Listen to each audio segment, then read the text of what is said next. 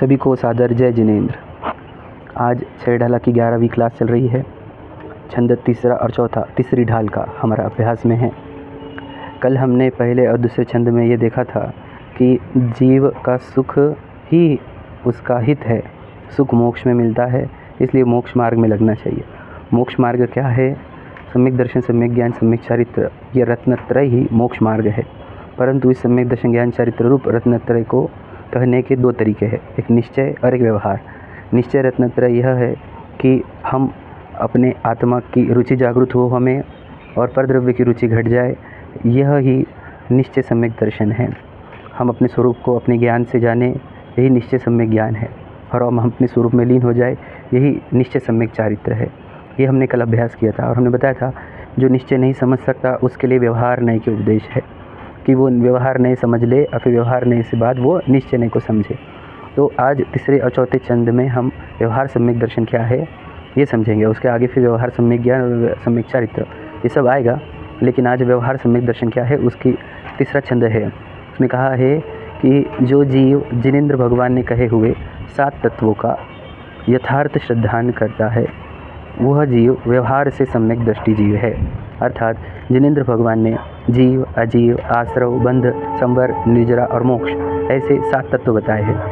अब कहते हैं कि यदि तुम्हें ये विश्वास नहीं हो रहा कि मैं चेतन वस्तु हूँ, मैं आत्मा हूँ, मैं देह से भिन्न हूँ, अगर तुम्हें ये विश्वास नहीं हो रहा, तुम्हें आत्मा की बात समझ नहीं रही है ना, यदि कोई व्यक्ति दिख रहा है हमें कि जो ये समझने की कैपेसिटी वाला नहीं है, तो उसे कहा जाता है कि आप जीवादि जो 7 तत्व है उस तत्वों का अभ्यास करो।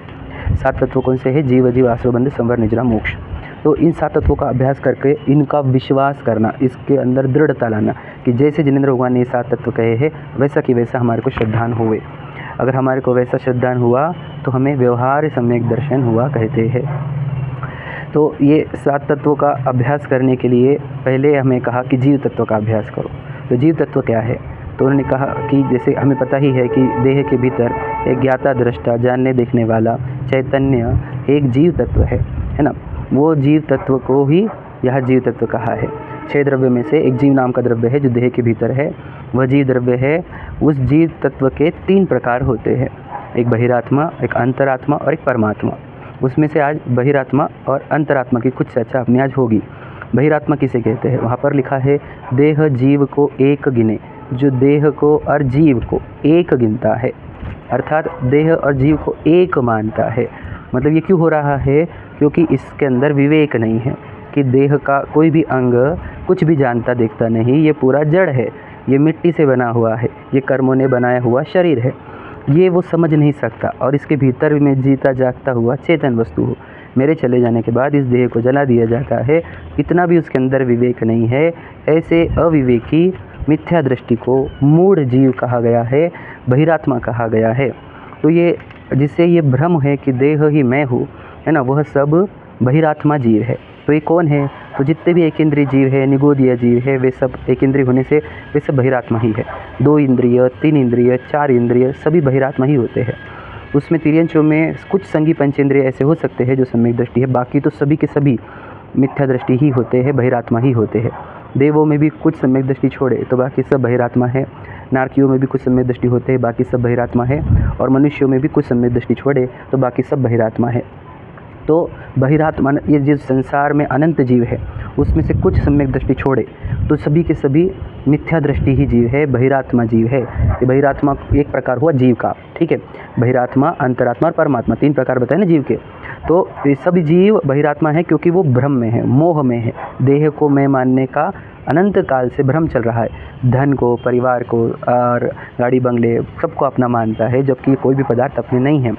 फिर भी वो इस भ्रम से बाहर आता नहीं है। इस भ्रम से बाहर आने को ही सम्यक दर्शन कहा जाता है। परंतु ये जीव सम्यक दर्शन वैसे ये विश्वास नहीं कर पा रहा है कि मैं चेतन आत्मा हूँ, निश्चय सम्यक दर्शन नहीं कर पा रहा है, तो उसको कहा 7 तत्व समझ। 7 तत्व में पहले जीव तत्व समझ। जीव तत्व के 3 प्रकार होते हैं वो समझ। पहला होता है बहिरात्मा, मतलब जो देह और जीव को एक गिनता है वो बहिरात्मा होता है। फिर उसको एक जीव का प्रकार समझाया, फिर आगे अंतरात्मा का स्वरूप प्रारंभ करते हैं। तो ये अंतरात्मा क्या होता है कि जो हमारे को भ्रम है, ये अज्ञान है, ये अविवेक है, इसका नाश कैसे होता है? तो इसका नाश जिनेंद्र भगवान की वाणी से होता है। जिन वाणी से होता है, जिनेंद्र भगवान के उपदेश इस मोह का नाश करने वाले होते हैं। तो जिसने जिनेंद्र भगवान की देशना, उनका उपदेश, जिनवाणी, गुरुओं के वचन ग्रहण किए, वो जीव अपने आप को देह से भिन्न चेतन स्वीकारता है, देह का और चेतनात्मा का भेद ज्ञान करता है। उस भेद ज्ञान को ही विवेक कहा जाता है, स्व पर विवेक। स्व और पर का विवेक जागृत होता है, जिसे उसे जब ये स्व पर का विवेक जागृत होता है तो उसे ये देह से भिन्नता और आत्मा में आत्मीयपना आ जाता है कि मैं तो चेतन वस्तु हूँ। ऐसे व्यक्ति को सम्यक दृष्टि कहकर जिनवाणी पुकारती है कि ये जीव सम्यक दृष्टि हो गया, इसके विश्वास, इसकी श्रद्धा सही हो गई। ठीक है, तो फिर इस सम्यक दृष्टि जीव को अब इसके भी 3 प्रकार कहे जाते हैं कि इसके भी 3 लेवल्स होते हैं। कौन से? कि एक उत्तम अंतरात्मा, इस सम्यक दृष्टि जीव को वर्ड क्या है? अंतरात्मा। फिर उत्तम अंतरात्मा, मध्यम अंतरात्मा, जघन्य अंतरात्मा।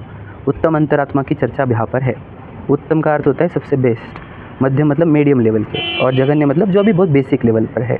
ठीक है, तो उत्तम अंतरात्मा की चर्चा आज अपन करेंगे। तो उसमें कहा कि द्विविध संग भिन्न शुद्ध उपयोगी, जो 2 प्रकार के संग मतलब परिग्रह से रहित है। कौन से 2 प्रकार? अंतरंग और बहिरंग। अंतरंग परिग्रह मतलब जो आत्मा में उत्पन्न होते हैं उसको अंतरंग परिग्रह कहते हैं, और जो शरीर सहित जो होते हैं उनको बहिरंग परिग्रह कहते हैं। तो अंतरंग में होते हैं परिग्रह 14 और बहिरंग में होते हैं 10। अंतरंग के 14 परिग्रह कौन से? तो पहला कहते हैं मिथ्यात्व, यानी मिथ्या दर्शन, है ना। फिर क्रोध, मान, माया, लोभ, हास्य, रति, शोक, भय, जुगुप्सा, स्त्री वेद, पुरुष वेद, नपुंसक वेद। मतलब एक मिथ्यात्व, 4 कषाय और 9 कषाय, ऐसे 14, 9, 4, 13 और 1, 14, ऐसे 14 अंतरंग आत्मा के अंदर कषाय होती है, जो विभाव होते हैं, जो उसको अंतरंग परिग्रह कहते हैं। और बाहर में ज़मीन, पैसे, रुपए, सोना, चांदी, कोई मकान, कपड़े, बर्तन आदि, है ना, इन सब को दास दासी मिला करके 10 परिग्रह होते हैं। वे 10 परिग्रह रखना वो परिग्रह होता है। तो जिनके ऐसे अंतरंग के 14 और बाहिरंग के 10, ऐसे 24 परिग्रह नहीं होते हैं, और जो अपने उपयोग को, यानी ज्ञान दर्शन वाले भाव को, उपयोग को अपने आत्मा के ध्यान में लगाते हैं, उस उपयोग में, जानने देखने में कोई भी राग द्वेष नहीं करते। अशुभ राग द्वेष का भी अभाव होता है, शुभ राग का भी अभाव होता है, और सिर्फ शुद्ध उपयोग का परिणमन चलता है। मतलब क्या?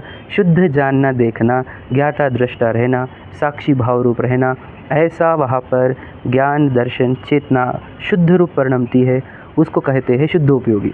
तो ये शुद्धोपयोगी मुनिराज जो होते हैं उनको उत्तम अंतरात्मा कहा।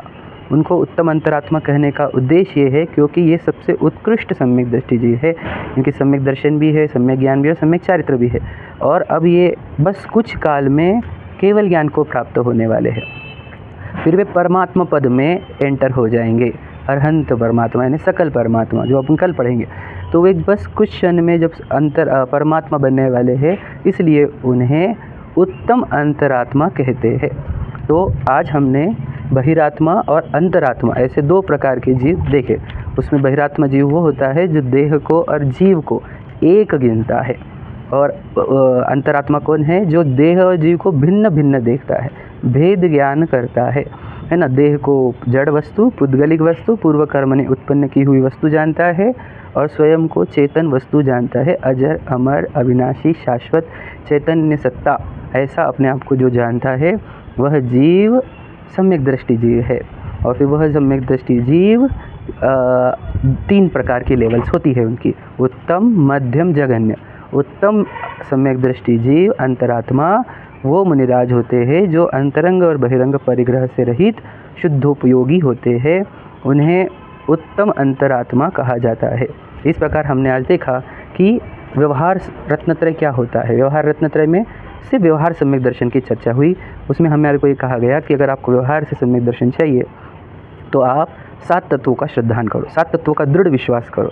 अगर आप अटल विश्वास रखोगे 7 तत्वों के ऊपर तो आपको व्यवहार सम्यक दर्शन होगा, और इसके निमित्त से आपको निश्चय सम्यक दर्शन होगा, क्योंकि व्यवहार सम्यक दर्शन कारण बनेगा, हेतु बनेगा, उपाय बनेगा, साधन बनेगा निश्चय सम्यक दर्शन के। यदि आपने जीव के 3 प्रकार समझ लिए तो आपको पता चलेगा कि मैं भी तो आत्मा ही हूँ। ये तीनों में वर्ड कॉमन क्या है? अंतरात्मा, परमात्मा, बहिरात्मा। जैसे बहिरात्मा, अंतरात्मा, परमात्मा, तो तीनों में आत्मा तो कॉमन ही है, मतलब मैं तो आत्मा ही हूँ ना।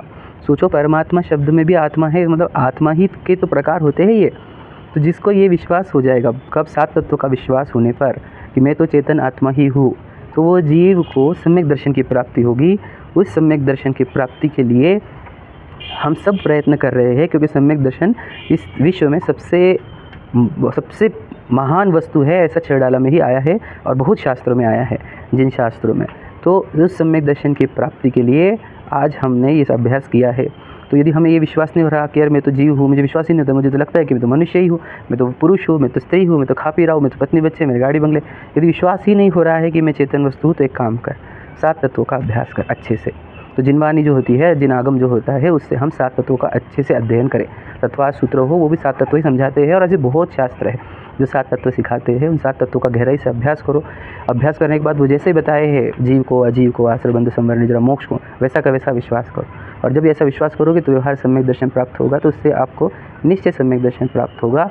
इसी भावना से हमने वो सात तत्वों का गहराई से अभ्यास करना चाहिए। इन सात तत्वों को प्रयोजन भूत तत्व भी कहते हैं। इन सात तत्वों में मेरा प्रयोजन सिद्ध होता है कि मुझे सम्यक दर्शन प्राप्त होता है, फिर सम्यक ज्ञान चारित्र प्राप्त होता है, सुख होता है, अनंत सुख होता है, केवल ज्ञान होता है, मोक्ष होता है। इसलिए ये सात तत्वों को जानना और इनका श्रद्धा करना मेरे लिए हितकारी है, प्रयोजन भूत है। इसलिए इन प्रयोजन भूत सात तत्वों को वहाँ पे लिखा है, जीवादि प्रयोजन भूत तत्व सरधे, वो दूसरी ढाल में हुआ है।